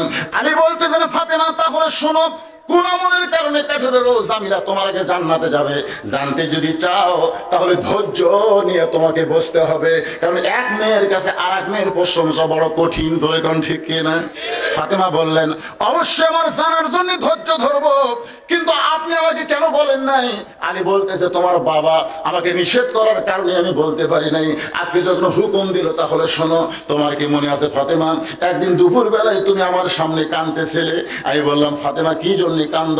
তুমি তখন বললে, হাসান হোসেন না খাইলে ঘুমায় গেছে, ঘুম থেকে চেতন পাইলে আমার দুইটা সন্তান ক্ষুধার জ্বালায় কানবে। ওগো স্বামী, গোটা ঘর তন্ন তন্ন করে দেখলাম, টাকা পয়সা কিছুই নাই, খাবারও কিছু নাই, এই জন্য আমার ওন্নাটা এনে আপনাকে দিলাম। এই ওন্না বিক্রি করার যে টাকা হবে ওই টাকা দিয়ে হাসান হোসেনের জন্য আপনি খাবার কিনে আনেন। আলী বলেন, ফাতেমা তোমার ওন্নাটা আমার পকেটের মধ্যে করে নিয়ে আমি বাজারের দিকে রওনা দিলাম। যেই মাত্র বাজারে গেলাম, আমার মন বলতে চালি রে, ওন্না বিক্রি করার সময় যখন বের করবি, খরিদ্দার যদি তোকে জিজ্ঞাসা করে এই ওন্নাটা কার, আর তুই যদি বলিস আমার বউ ফাতেমার ওন্না, তাহলে খরিদ্দার মনে মনে চিন্তা করবে, যেই স্বামী বইয়ের যেই বেচা খায় এই স্বামী হলো দুর্বল স্বামী। আলী বলে, ফাতেমা তোমার ওন্নাটা বের করে বেচার মতন সাহস আমার হচ্ছিল না। এমন সময় দিকে খরিদ্দার আমার সামনে এসে বলতেছে, আলী ভাই আপনি মনে হয় কিছু বিক্রি করবেন। আমি আলী চমকে গেলাম, আল্লাহ আর আলী ছাড়া দুনিয়ার কেউ জানে না তোমার অন্য আমার পকেটের মধ্যে। কিন্তু খরিদ্দার যখন বলতেছে আমার মনে হয় আপনি কিছু বিক্রি করবেন, আলী বলে, ফাতেমা আমি লক্ষ্য করে দিই খরিদ্দার একটা ব্যাগ আমার সামনে ধরলো, আমি পকেট থেকে অন্যটা বের করে যে ব্যাগের মধ্যে দিলাম, খরিদ্দার ব্যাগের মাথাটা ধরলো, একটা বড় তোমার অন্যার দিকে তাকাইলো না। আমার হাতে 6টা দিরহাম দিয়ে ওই খরিদ্দার কোথায় যেন চলে গেল। আমি 6টা দিরহাম নিয়ে দোকানে গেলাম, বললাম, দোকানদার ভাই 6 দিরহামের যে খাবার হবে তাড়াতাড়ি টোপলা করে আমারে দাও। আমার হাসান হোসেন ক্ষুধার জ্বালায় ঘুমায় গেছে, ঘুম থেকে চেতন পাইলে ওরা কান্না করবে, বায়না ধরবে। দোকানদার তড়ি ঘড়ি করে 6টা দিরহামের যে খাবার হয় ওই খাবার টোপলা করে যখন আলীর দিকে দিবার যাবে, এমন সময় এক ফকির আলীর সামনে এসে বলতে, আলী ভাই আজকে 3 দিন হলে আমার বাড়িতে কোনো খাবার নাই, যদি পারো আল্লাহর রাস্তা আমাকে একটু সহযোগিতা করো। আলীর মনের মধ্যে বড় রাগ হয়ে গেল যে 6টা দিরহাম দিয়া আমার সন্তানের জন্য খাবারের টোপলা হয়ে গেছে, আর এমন সময় ফকির যখন কিছু চাই আমি কি করব? এমন সময় আল্লাহর কোরআন বলতেছে, আম্মা সাইলা ফালা তানহার, আলী রে সাইলকারীর সঙ্গে খারাপ ব্যবহার করিস না। আলী বলে, ফাতেমা আমি মনে মনে সিদ্ধান্ত নিলাম 6টা দিরহামের মধ্যে 1টা দিরহাম আমি ফকিরকে দিব, আর 5 দিরহামের খাবার নিয়ে আসবো। এই মনে করে 1টা দিরহাম যখন ফকিরকে দিবার চাই, এমন সময় আল্লাহর কোরআন আমার সামনে এসে বলতেছে, ওয়ামা তুনফিকু মিন শাইইন ফি সাবিলিল্লাহি ইউফা ইলাইকুম ওয়া আনতুম লা তুজলামুন। আলী রে তুই যদি ফকিরকে 1টা দিরহাম দেস, আল্লাহ তোকে 10টা দিরহাম দেবে। তুই যদি ফকিরকে 2টা দিরহাম দেস, আল্লাহ তোকে 20টা দিরহাম দেবে। রে আলী তুই যদি ফকিরকে 6টা দিরহাম দান করিস, আল্লাহ দুনিয়াতেই তোকে 60টা দিরহাম দান করে দিবে। আল্লাহর কোরআনকে বিশ্বাস করে হযরত আলী ফকিরকে যেই মাত্র 6টা দিরহাম দিছে, ফকির হাসতে হাসতে যখন চলে যায়, এমন সময় দোকানদার বলতে, আলী ভাই তাহলে খাবার টোপলার খবর কি? 6টা দিরহামের খাবার টোপলা করলাম, এই টোপলার টাকা আপনি দিয়ে দিলেন ফকিরকে, এখন আপনার টোপলার খবর কি? আলী বলতেছে, দোকানদার 1 টোপলা দিয়ে আমার হবে না, তুই 2 বস্তা খাবার প্যাকেট কর। আমি দোকানদারকে 2 বস্তা খাবার প্যাকেট করে আমি বাজারের মধ্যে ঘুরতে থাকলাম। এমন সময় দেখি রাস্তা দিয়ে একটা ব্যক্তি উট নিয়ে আসতেছে, আমার সালাম দিয়ে বলে, আলী ভাই উটটাকে আপনি কিনবেন নাকি? আমি বললাম, ভাই রে উট কেনার কোনো পয়সা আমার পকেটে নাই। উটওয়ালা বলতেছে 100 দিরহাম বাকিতে উটটা কিনবেন, বিক্রি করে আপনি আমাকে টাকা দিবেন। আলী বলেন, ফাতেমা জীবনের এত বড় সুযোগ আমি হাতছাড়া করলাম না। আমি 100 দিরহাম দিয়ে বাকি উটটা কিনে যেই মাত্র উটের বাজারে গেলাম, এমন সময় চাবি লিখতে খরিদ্দার এসে আমাকে ঘিরে ধরে বলল, আলী ভাই এই উটের ব্যবসা আবার কবে থেকে শুরু করলেন? আলী যখন উট নিয়ে বাজারে গেছে, ওই সময় আলী ছিলেন আল্লাহর নবীর শিক্ষামন্ত্রী। ধরে কোন সুবহানাল্লাহ। নবী যখন মদিনার রাষ্ট্রপতি ছিলেন, আমি 4টা সাহাবীর কথা বলতেছি, তাদের দফতরের কথা বলতেছি। আল্লাহ নবী যখন মদিনার রাষ্ট্রপতি ছিলেন, ওই সময় ধর্মমন্ত্রী ছিল আবু বকর। ধর্মমন্ত্রীর নাম কি? আপনার কি আমার কথা বুঝতে পারতেছেন? আইনমন্ত্রী হলেন হযরত ওমর, অর্থমন্ত্রী হলেন ওসমান গনি, আর শিক্ষামন্ত্রী হলেন হযরত আলী। ধরে কোন সুবহানাল্লাহ। তো সব লোক এসে বলতেছে, ভাই এই উটের ব্যবসা কবে শুরু করলেন? সবাই যখন একই কথা বলে এমন সময় খরিদ্দারদের বলতে আলী ভাই বাজারে বেশিক্ষণ থাকা জায়েজ নেই, আপনি উটের দাম কত নেবেন? আলী বলতেছে যে অবস্থা দাম আর চাচ্ছি না, তুমি একটা কও। তখন খরিদ্দার বলতেছে হিসাব ছাড়া কি বলা যায়, 160 দিরহাম দিলাম। 160 দিরহামে উটটা বিক্রি করে উট আমাকে 100 দিরহাম ফেরত দেয়, বাকি 60টা দিরহাম নেছে। এই মাত্র দোকানে গেছে, দোকানদার খবর কি? বলে আপনার কথা মতো 2 বস্তা প্যাকেট করেছি, দাম কত? বলে 60টা দিরহাম দিলেই চলবে। আর এই 60টা দিরহাম দোকানদারকে দিয়ে 2 বস্তা কান্দে নিয়ে মনের খুশিতে ফাতেমার দরজায়, এতক্ষণ ফাতেমা দরজায় দাঁড়িয়েছিল, কিন্তু যেই মাত্র দেখছে স্বামীর কান্দে 2 বস্তা, ধরে কোন কয় বস্তা, আস্তে করে দরজা খিল দিছে। এতক্ষণ দরজাত কিন্তু দাঁড়িয়েছিল, কিন্তু স্বামীর কান্দে 2 বস্তা দিকে দরজাত খিল। ফাতেমা জানলার কাছে এসে বসে, হয়তো 2 বস্তা কান্দে নিয়ে দরজার এসে বলা সালামু আলাইকুম ইয়া আহলাল বাইত। ফাতেমা বলতেছে আলাইকুম আসসালাম, দরজা খোলা যাবে না। আলী কয় ফাতেমা দরজা খুলবা না কেন? বলে অন্য বিক্রির করে টাকা দিয়ে বড় ধরে 1 টোপলা খাবার হবে, আপনি 2 বস্তা কোথায় পেলেন? আপনি মনে করছেন আমার হাসান হোসেন না খেয়ে আছে আর আপনি 2 বস্তা খাবার আনবেন, আমি খুশি হয়ে দরজা খুলবো? তা না, অন্য বিক্রির টাকা দিয়ে বড় ধরে 1 টোপলা খাবার হবে, 2 বস্তা কোথায় পেলেন এটা না বলা পর্যন্ত দরজা খুলবো না। আলী বলতেছেন ফাতেমা দরজা খোলো তারপরে বলবো। ফাতেমা বলতেছে আগে বলেন তারপরে খুলবো। আলী বলতেছে ফাতেমা আগে দরজা খোলো তারপরে বলবো। ফাতেমা বলতেছে আগে বলেন তারপরে খুলবো। কমপক্ষে 10 বার আলী বলেছেন আগে খোলো তারপরে বলবো, কিন্তু ফাতেমা বলতেছে আগে বলেন তারপরে খুলবো। এমন সময় আল্লাহর কোরআন, সুবহানাল্লাহ বলেন, আল্লাহর কোরআন আলীর সামনে এসে বলতেছে আলী আর-রিজালু কাওয়ামুনা আলান নিসা, পুরুষ থাকবে নারীর উপরে। যতক্ষণ ফাতেমা দরজা না খুলবে খবরদার তুই বলবি না। সুবহানাল্লাহ না? আপনারা বলেন তো পুরুষ নারীর উপরে না তলে?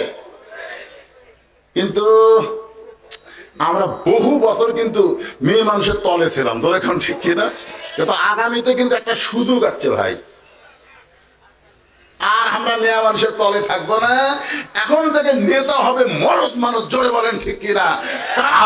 রাজি 2 হাত তুলে আমার আল্লাহকে দেখান, লিল্লাহি তাকবীর। হাত নামান। আল্লাহর কোরআন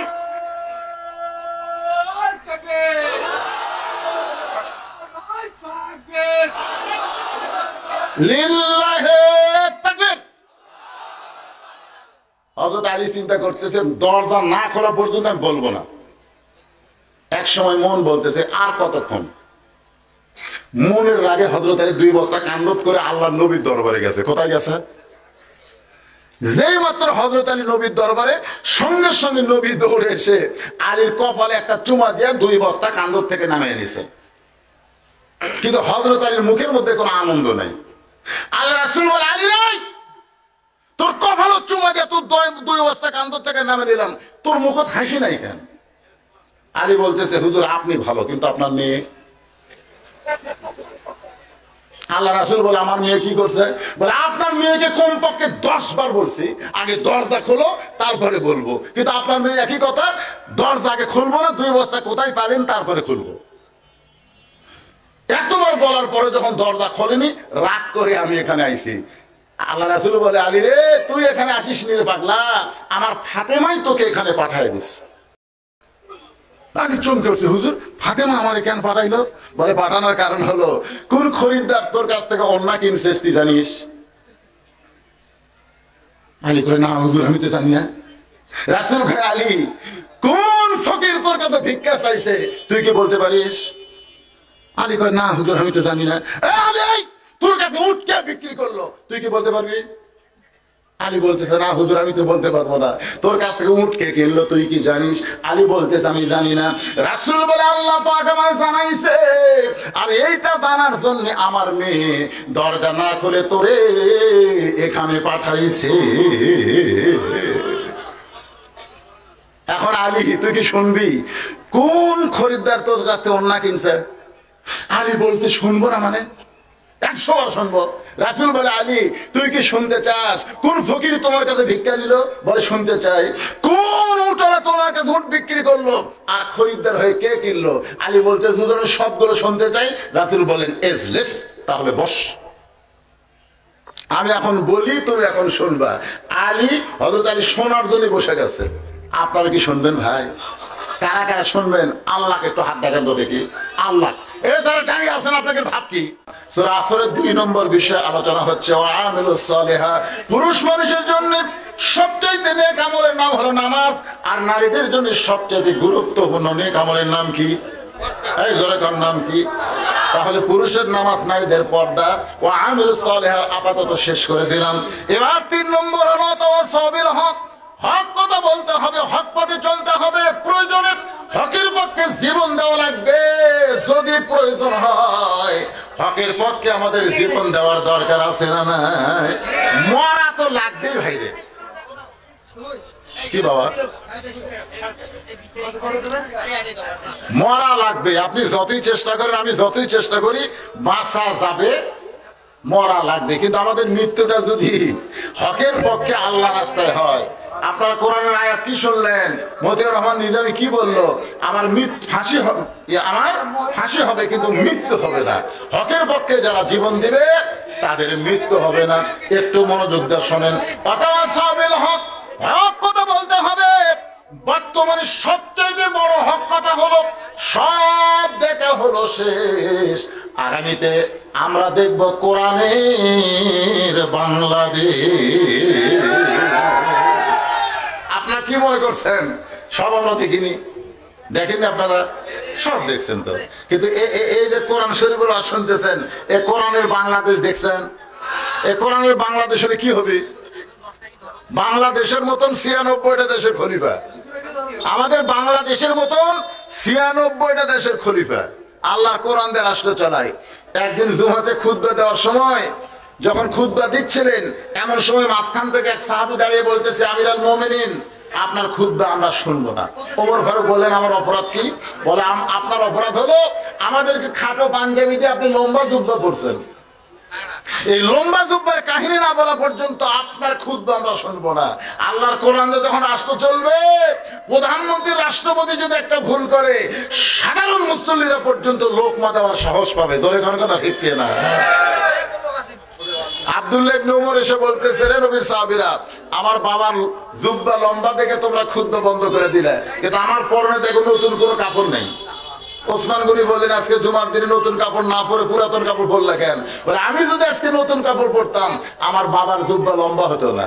তোমরা সবাই যখন ঘুমাইছিলে তখন আমার বাবা আমার কাছ থেকে আমার কাপড় নিয়ে তার কাপড়ের সঙ্গে একত্র করে লম্বা জুব্বা পরে খুতবা দেয়। এখন বলো খুতবা শোনা যায় কিনা যায়? সমস্ত সাহাবীরা চিল্লাই বলল, আল্লাহর কোরআনে যখন রাষ্ট্র চলবে, এমন ভালো মানুষকে মুসলমানেরা নেতা হিসেবে দেখতে পাবে। তাহলে আল্লাহর কোরআন দিয়ে এই বাংলাদেশ চালানোর দরকার আছে না নাই? অনেকেই আপনাদের কাছে আসবে, আপনারা বলবেন সব দেখা হলো শেষ, আমরা আগামীতে দেখবো আল্লাহর কোরআনের বাংলাদেশ। এর চাইতে হক কথার নাই। কোরআন থেকে যারা কথা বলে তারা সত্য কথা বলে। কোরআনের তেলাওয়াত শেষ করে সবাই বলে সাদাকাল্লাহুল আলিয়্যুল আযীম। তার মানে কি?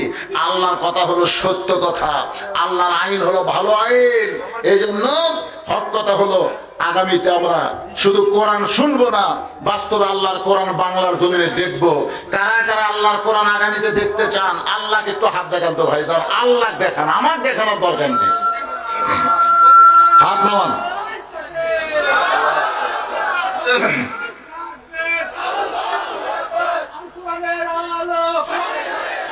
সংসদে যালো,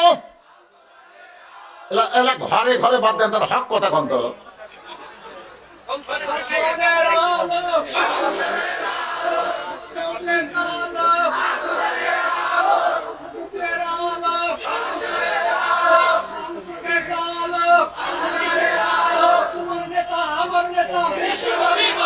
আর হাদিস না বলে রাখবে সহিহ হাদিস। জোরে বলেন কি হাদিস? এখন হাদিসের নামেও জালিয়াতি চলতেছে। ধরে কোন কথা ঠিক করে ভাই? আসেন খুব খেয়াল করবেন। সূরা আসরের 4 নম্বর বিষয় হলো ওয়াতাওয়াসাউ বিস সাবর। হকের পথে চলতে গেলে, হক কথা বলতে গেলে নানা রকম বিপদ আপদ মুসিবত আসতে পারে। দলে কোন কথা ঠিক কিনা? আল্লাহ কোরআনে বলেন, ওয়ালা নাবলুওয়ান্নাকুম বিশাইয়্যিম মিনাল খাউফি ওয়াল জুই ওয়া নাকসিম মিনাল আমওয়ালি ওয়াল আনফুসি ওয়াস সামারাতি ওয়া বাশশিরিস সাবিরিন। অবশ্যিরিস অথবা সবিস সবর। আসলে 4 নম্বর বিষয় হলো ধৈর্য ধারণের নির্দেশ উপদেশ দিতে হবে। আপনারা বলেন তো, যে মায়ের কোনোদিন বাচ্চা হয়নি, বিয়ের পরে এবার প্রথম বাচ্চা হবে, প্রথম বাচ্চা হবে, দাদি নানিরা তার কাছে কিন্তু একটা গল্প সবসময় করে। আপনারা বলেন তো, যে মেয়ের বাচ্চা হয়নি এবার বাচ্চা হতে যাচ্ছে, এই মেয়ের কাছে দাদি নানি কি গল্প করে? ধৈর্য ধরার। কারণ প্রসবের একটা ব্যথা আছে ভাই, এটা মরদ মানুষ তার বোঝে না, খালি বাপ হবার চায়। তো ঠেলা মায়ের আছে না নাই? কি বলবো প্রসবের কথা, মা বিনে সেই ব্যথা কেউ তো বুঝিবে না।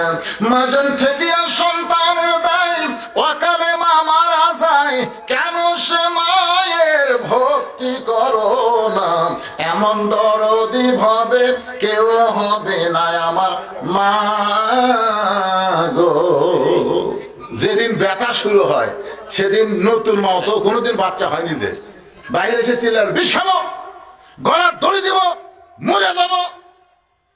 তখন দাদি নানি দৌড়ে এসে ধাক্কাতে ঘরের মধ্যে, কি করছে, বিষ খাবি, আত্মহত্যা করবি, গলার দড়ি দিবি, তার মানে কি? কই দাদি যে ব্যথা হচ্ছে, দাদি এই ব্যথাতে তুই জানিস মায়ের পায়ের তলে সন্তানের জান্নাত, জানিস? আল্লাহ তো বাপের পায়ের তলে দেয়নি, মায়ের পায়ের তলে দিল কেন? এই কষ্টই তুই সহ্য করবার পারবি না, তুই আবার মাও হবি। ঘর জোর করে ঘর দিয়ে যায়, বিছনা শুয়ে দেয়, শুয়ে দিয়ে নরম কাপড় ঠান্ডা পানির মধ্যে চুবড়ে কপালত দিয়ে বলে, অতাও সবিস সবর, ধৈর্য ধর, অতাও সবিস সবর, ধৈর্য ধর, ধৈর্য ধর। যেই প্রসব ব্যথা, খবরদার, রাস্তা কিন্তু বাইরের ধার দিয়ে রাস্তা, মানুষজন যাবি আর কবি, ওই বাড়ির মাও বাচ্চা হওয়ার সময় যাস, ইল্লেলো রে, তোর কি শরম নাই? দাঁতের উপর দাঁত দে। এবার দাদি নানিরা দাঁতের উপর দাঁত দিবার কইছে, আর প্রসব ব্যথা শুরু হয়ে গেছে, দাঁতের উপর দাঁত দিয়ে করতেছে। এমন সময় দাদি আর নানি চোখের ইশারা করছে ধাত্রীকে, ধরে কান কাকে? ধাত্রীকে। মার টান, ধাত্রী যে মাত্র টান মারছে, কলিজা ছিঁড়া সন্তান প্রসব হয়েছে, কিন্তু মা কষ্টে বেহুশ হয়ে গেছে। মা যখন বেহুশ হয়ে যায়, এদিকে বাচ্চাকে গোসল করানোর পরে নারী কাইটা যখন বাচ্চা মায়ের বুকে দেয়, ওই বাচ্চার পরশে মা হুঁশ ফিরে পায়। হুঁশটা ফিরে পাইয়া ওই বাচ্চাকে মুখের কাছে নিয়ে জিব্বা বের করে একটা চুমা খায়। দাদি নানি তিরস্কার করে বলে, লাত্তি দিয়ে ফেলা দে, লাত্তি দিয়ে ফাইলা দে। যার প্রসবের সময় তুই গলার দড়ি দিবার চাইলি, বিষ খাবার চাইলি, তোকে এত কষ্ট দিয়ে এত রক্ত বের করে তুই রক্তের সাগরে ডুব দিলি, সেই বাচ্চাকে কোলে নিস না রে, তাকে তুই লাত্তি দিয়ে ফেলে দে।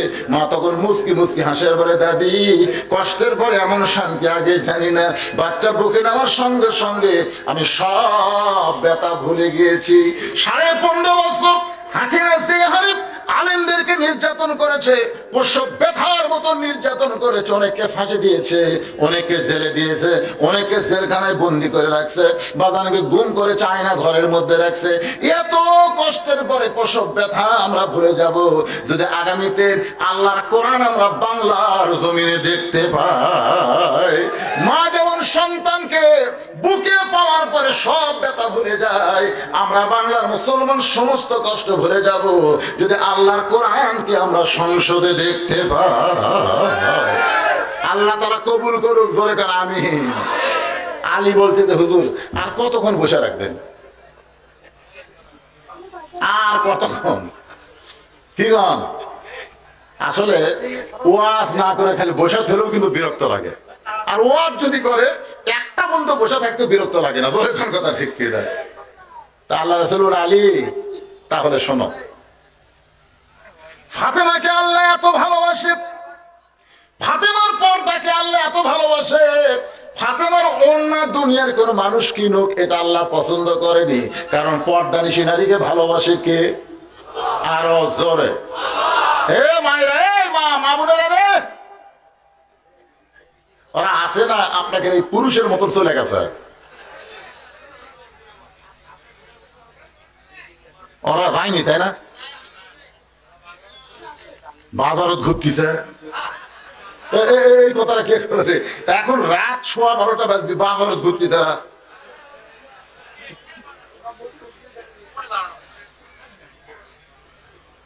হ্যাঁ বাজান, একটু মনোযোগ দিয়ে শোনেন। আমার মায়েদের জন্য বলতেছি, মা পর্দানিশী নারীকে আল্লাহ এত ভালোবাসে যে ভালোবাসার কারণে ফাতেমার অন্য দুনিয়ার কোন খরিদ্দার কিনুক এটা আল্লাহ পছন্দ করেনি। একটা ফেরেশতাকে মানুষ বানায় ফাতেমার ওন্না কিনে 6 দিরহামে, ওই ওন্নাটা আল্লাহ কোন জান্নাতের বাগানে রাইখা দিয়েছে। আলী, যেই ফেরেশতা তোমাকে 6টা দিরহাম দিয়ে ওন্না কিনে চলে গেল, ওই ফেরেশতাকে আল্লাহ তাআলা ফকির রূপে আবার তোমার কাছে পাঠিয়ে দিল। আল্লাহ তোমাকে পরীক্ষা করবে। আল্লাহ বলেছেন, লিয়াবলুয়াকুম আইয়ুকুম আহসানু আমালান ওয়া হুয়াল আজিজুল গফুর। আপনার কি মনে করতেছেন আল্লাহ পরীক্ষা করবে না? যখন পরীক্ষা করবে না, আল্লাহ পরীক্ষা করতেছে। আলী রে, তুই তোর সন্তানকে বেশি ভালোবাসিস না আমার কোরআনকে বেশি ভালোবাসিস? যখন ফকিরকে দিবার চাইনি, আল্লাহর কোরআন কি বলতেছে? আম্মা সাইলা ফালা তানহার, সাইলকারীকে নিরাশ করিস না, খালি খালি ফিরাস না। 1 টাকা দিবার বলছে, 5টা দিরহাম দিয়ে খাবার দেব, আর 1 দিরহাম ফকিরকে দিব। এই নিয়ত করে ফকিরকে যখন 1টা দিরহাম দেয়, এমন সময় আল্লাহর কোরআন বলে, ওয়ামা তুনফিকু মিন শাইইন ফি সাবিলিল্লাহি ওয়াফা ইলাইকুম ওয়া আনতুম লা তুজলামুন। আলী, 1টা দিরহাম দিলে আল্লাহ তোকে 10টা দিবে, 6টা দিরহাম দিলে 60টা দিবে। আল্লাহর কোরআনকে বিশ্বাস করে তুমি ফকিরকে যখন 6টা দিরহাম দিলাম, ওই ফকির ফেরেশতা আল্লাহর কাছে 6টা দিরহাম যখন ফেরত দিয়ে কান্দে, আল্লাহ বলে, ফেরেশতা কান্দিস কেন? বলে, যেই 6টা দিরহাম দিয়ে আলী হাসান হোসেনের জন্য খাবার নেবে, আর সেই 6টা দিরহাম তুমি নিয়ে আসলাম। আল্লাহ বলে, ফেরেশতা একটা উট তুমি আলীর কাছে বিক্রি করো 100 দিরহাম বাকিতে, আবার খরিদ্দার হইয়া ওই উটটা তুমি 160 দিরহামে কিনে নাও। এই কথা বলার সঙ্গে সঙ্গে ফাতেমা চিল্লায় বলে, স্বামী গো, আমি আপনার কাছে জানতে চাই কাঠুবাবু জামিলা আমার আগে জান্নাতে কেমনে যাবে? আপনি সেইটা না বলে দানের ওয়াজ করতেছেন। আমি যতক্ষণ বসে আছি কি দানের ওয়াজ শোনার জন্য? আমি জানতে চাই কাঠুবাবু জামিলা আমার আগে জান্নাতে কেমনে যাবে? আলী বলতেছেন, ফাতেমা তুমি নারীদের নেত্রী হওয়ার কারণে, জান্নাতের নেত্রী হওয়ার কারণে আল্লাহ তোমাকে হেঁটে হেঁটে জান্নাতে নেবে না, বরং তোমাকে উটের পিঠে করে জান্নাতে নিবে। সুবহানাল্লাহ বলে। উটটা তোমার জান্নাতের দিকে যাইতে যাইতে কিছু দূর যাওয়ার পরে উটটা ব্রেক হয়ে যাবে। ফেরেশতারা বলবে, আল্লাহ যে উটের পিঠে চড়ে ফাতেমা জান্নাতে যাচ্ছে সেই উটটাতে ব্রেক হয়ে গেল। আল্লাহ বলে, ফেরেশতা উটটা যদি না যায় তাহলে টাইনে নিয়ে যাওয়া লাগবে। ফেরেশতারা বলে, আল্লাহ উটটাকে যে টানবে, টানার মতন তো কিছুই নাই। আল্লাহ তখন বলবে, ওই যে ফাতেমার ওন্না কিনে জান্নাতের মধ্যে রাখা হয়েছে, ওই ওন্নাটা উটের গলায় বেঁধে দাও। আলী তখন বলতে যে, ফাতেমা তোমার ওন্নাটা উটের গলায় যখন বেঁধে দিবে, উঠে অন্যার একটা অংশ নিচের দিকে ঝুলতে থাকবে। তখন ফেরেশতারা বলে, আল্লাহ এই অন্যটা উটটাকে টেনে কে নিয়ে জান্নাতে যাবে? এমন সময় আল্লাহ ডাক দেবেন, জামিলা রে, কাঠুরের বউ জামিলা, সব সময় তোমার স্বামী আমি আল্লাহর কাছে দোয়া করতো, আল্লাহ আমার যেই জামিলা স্বামীর হুকুম ছাড়া ফাতেমার জন্য দরজা খোলে না, আমার যে বউটা স্বামীর হুকুম ছাড়া নবীর মেয়ে ফাতেমার জন্য দরজা খোলে না, আমি স্বামী হইয়া দোয়া করি আমার বউটাকে তুমি সবার আগে জান্নাত দিও। স্বামীর দোয়া আল্লাহ কবুল করার কারণে জামিলাকে আল্লাহ সবার আগে জান্নাতে দিবে। কিন্তু কেমনি দিবে? ফাতেমা তোমার উটের ওন্নাটা রশির মতো টেনে টেনে যখন জামিলা যাচ্ছে, তুমি তখন মনে করবা আমি তো জান্নাতে যাচ্ছি, আমি তো জান্নাতে যাচ্ছি, কারণ আমি উটের পিঠে চড়ে আছি, আমাকে টেনে টেনে জান্নাতে নিয়ে যাচ্ছে। কিন্তু আল্লাহর কৌশল হলো, তোমার পা উটের পিঠ থেকে জান্নাতে দেওয়ার আগে ওই কাটুরের বিবি জামিলার পা জান্নাতে আগে যাবে। সঙ্গে সঙ্গে ফাতেমা চিল্লায় বলে, আল্লাহ যে মেয়েরা ফাতেমার মতন পর্দানিশী হবে, যে মেয়েরা জামিলার মতন স্বামী ভক্ত হবে, ওই সকল মেয়েদেরকে ফাতেমা জামিলার সঙ্গে জান্নাত দিও।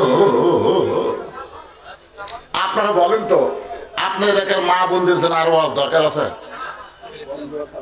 ও মায়েরা, ফাতেমার মতন পর্দা করবেন, জামিলার মতন স্বামী ভক্ত হবেন ইনশাআল্লাহ। নামাজ আর রোজা আল্লাহ আপনাদের জন্য সহজ করে দিবে।